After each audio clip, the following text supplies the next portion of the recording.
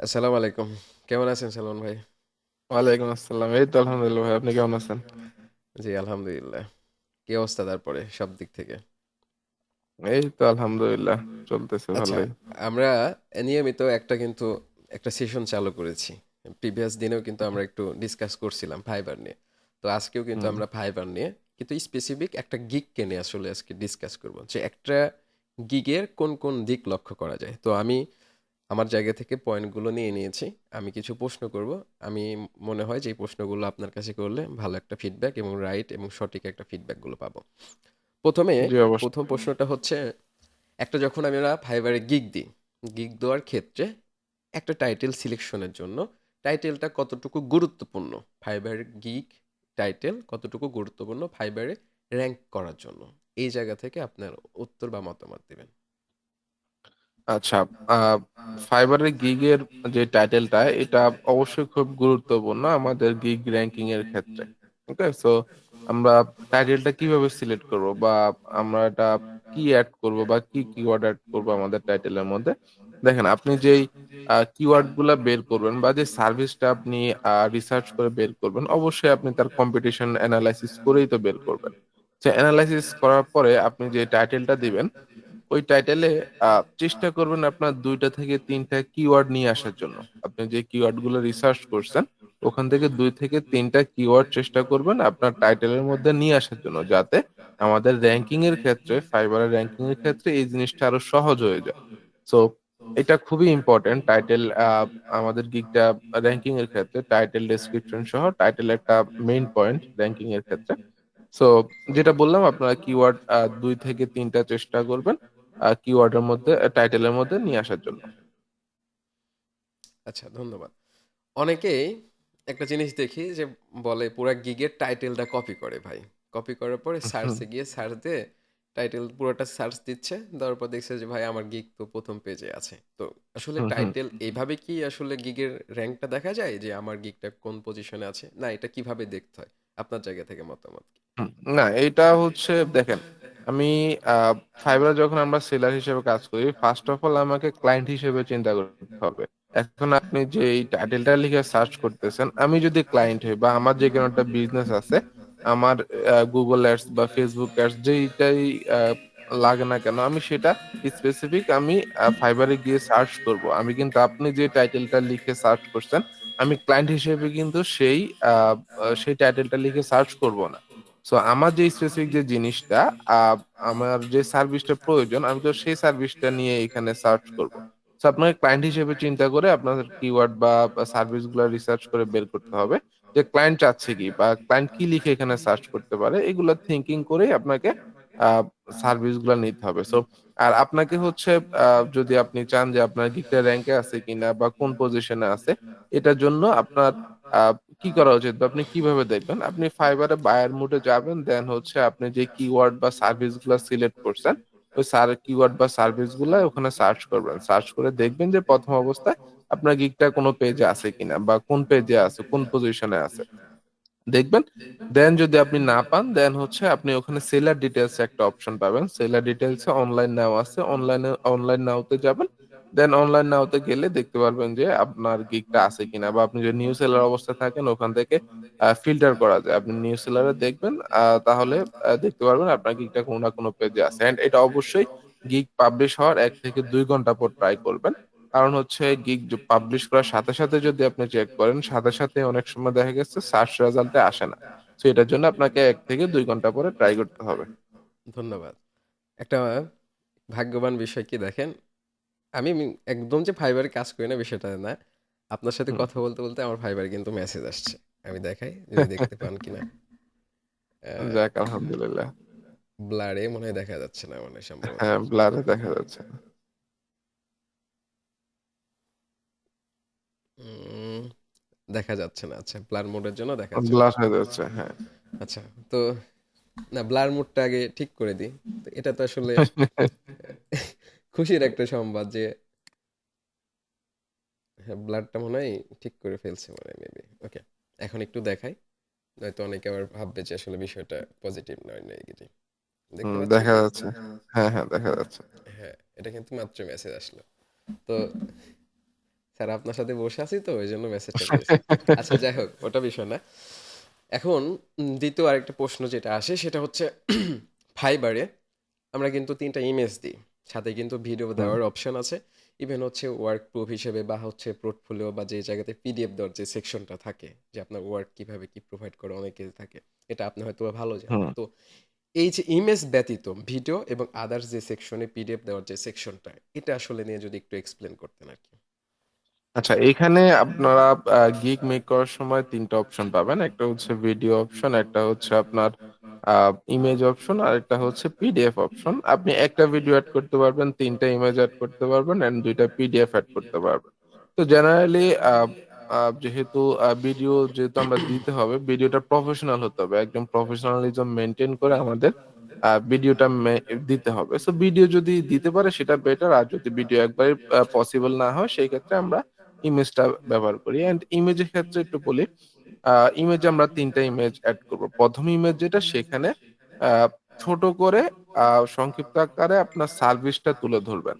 আপনার যে সার্ভিসটা প্রোভাইড করেন, লাইক আপনি যদি ফেসবুক অ্যাডস ক্যাম্পেইন সার্ভিসটা দেন, তাহলে ফেসবুক অ্যাডস ক্যাম্পেইন এটা বড় করে তুলে ধরবেন, যাতে ক্লায়েন্টের চোখে লাগে। ক্লায়েন্ট একটা জিনিস সার্চ করবে, সার্চ করার পরে যদি আপনার যে ক্লায়েন্ট যে কিওয়ার্ডটা লিখে সার্চ করবে, ওই কিওয়ার্ডটা যদি আপনার গিগ ইমেজের মধ্যে থাকে, তাহলে আপনার ক্লিক পাওয়ার পসিবিলিটিটা বেশি থাকবে। আপনার গিগের মধ্যে ক্লিক পাওয়ার পসিবিলিটিটা বেশি থাকবে।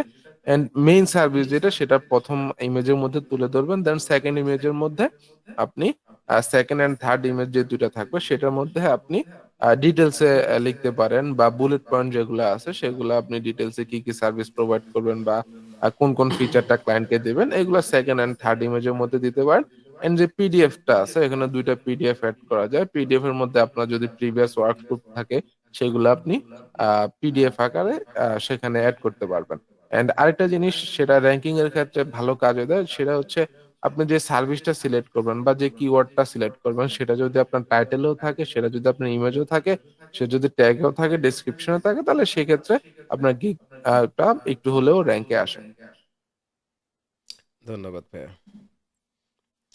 আচ্ছা, ভিডিও বা আপনি হচ্ছে ইমেজের যে সেকশনটা, এটা আপনি এক্সপ্লোর করলেন। এখন এই ডেসক্রিপশনটা আসলে টোটালি, প্রিভিয়াস ভিডিওতে আপনি বলছিলেন যে ডেসক্রিপশনটা আসলে হিউম্যান রাইট বা হিউম্যান টাচ যেন হওয়া যায়। তো এক্ষেত্রে আমরা কি টোটাল চ্যাট জিপিটি, অনেকেই কিন্তু চ্যাট জিপিটির কন্টেন্ট এখনও কিন্তু আপনার হচ্ছে ডিরেক্ট এখানে কিন্তু পুট ডাউন করতেছে।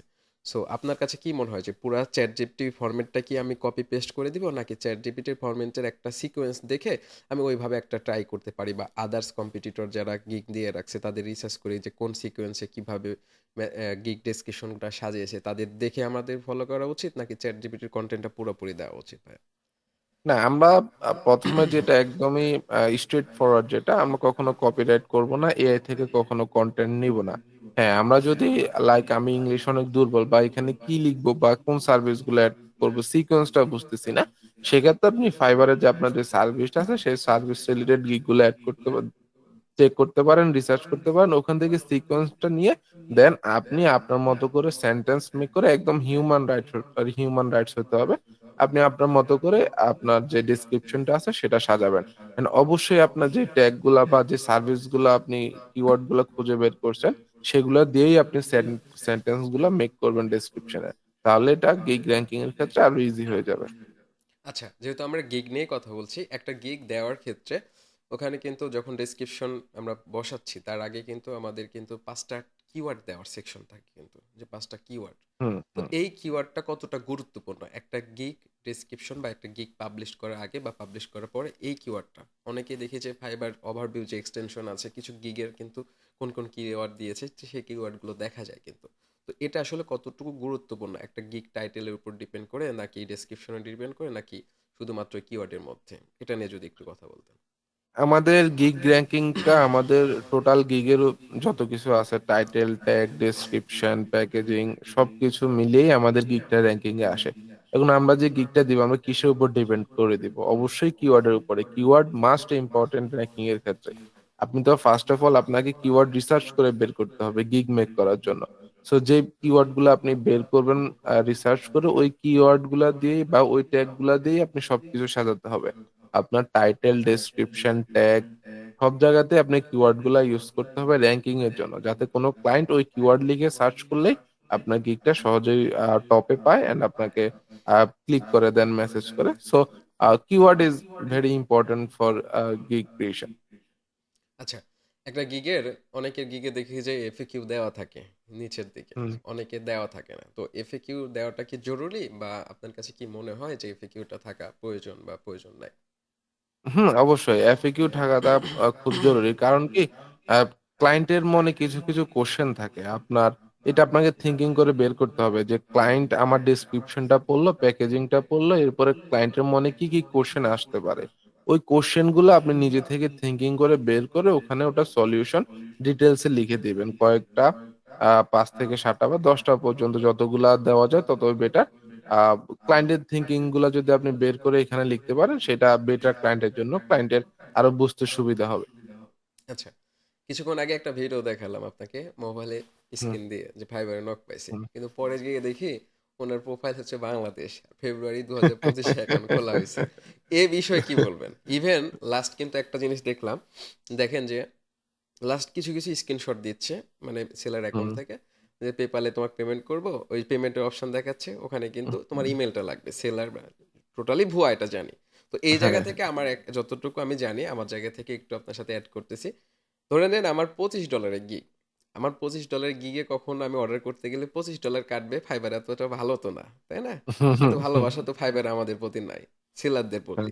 কেউ একজন হুম, অর্ডার করতেছে $25 গিগে, কখনো তো $25 গিগে কখনো $25 হয় না, তারও তো অ্যাডিশনাল চার্জ লাগে। হুম, ইভেন অবশ্যই। আমরা $25 আসলে তো গিগে আমরা তো $25 পাচ্ছি না কো, তাই না? হুম, তো যখন এটা, এই যে স্ক্যাম বা এই যে ফল্ট হচ্ছে, এগুলো ধরার জন্য আমাদেরকে কি কি অনুসরণ করা প্রয়োজন, মানে কি কি দিক নির্দেশনা রাখা প্রয়োজন? আচ্ছা। বেশিরভাগ আ স্ক্যামার যারা আছে বা যারা স্পামিং করে তারা হচ্ছে আ দেখবেন যখন আপনাকে কোনো ক্লায়েন্ট মেসেজ দিবে, মেসেজ দেওয়ার পরে আপনি ক্লায়েন্টের ওখানে দেখায় যে সে কবে থেকে ফাইবারে জয়েন আছে। সো যদি দেখেন সে লাস্ট ১ মাস বা ২ মাস থেকে ফাইবারে জয়েন আছে, তাহলে বুঝতে পারবেন সেটা ফেক ক্লায়েন্ট হতে পারে। হ্যাঁ, নতুন ক্লায়েন্টও আছে। বাট যারা হচ্ছে স্ক্যামার তারা এসে দেখবেন আপনার ওই যে আপনি যেটা বললেন, এই মেসেজটা আমি আজকেও পাইছি। সে আমার থেকে মেইল চাচ্ছে। এসব স্ক্যামার কি করে? আপনার থেকে মেইল চাইবে, মেইলে আপনাকে কিছু হ্যাকিং লিংক ধরিয়ে দিবে। আপনি ওগুলাতে ক্লিক করলে আপনার ডিভাইস সবকিছু হ্যাক হয়ে যাবে। সো এগুলা থেকে বিরত থাকবেন। অ্যান্ড এটা হচ্ছে আ স্ক্যামিং এর ইয়েটা আস্তে, আস্তে বাড়তেছে। অ্যান্ড ফাইবার হচ্ছে যখন ধরতে পারে যে সে স্ক্যামিং করতেছে, দেন তাদের অ্যাকাউন্টটা রিমুভ করে দেয়। আপনি দেখতে পারবেন যে ২-১ দিন পরে তাদের অ্যাকাউন্টটা থাকে না।